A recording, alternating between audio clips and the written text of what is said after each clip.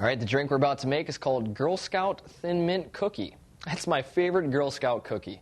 It's also a very tasty beverage. Here's how you make it.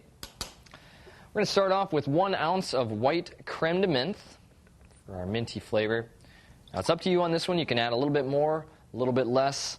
That's up to you. You just want to decide how minty and how alcoholic, I guess, you want your Girl Scout Thin Mint Cookie to be.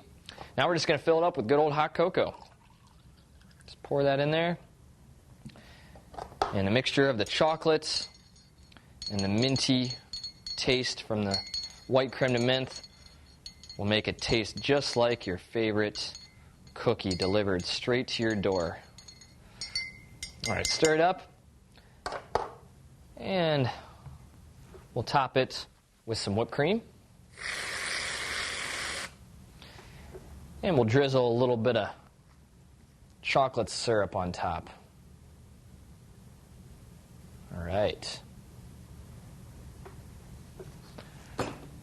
And that is it. All right, let's grab a straw for it. That is a Girl Scout Thin Mint Cookie. Bottoms up.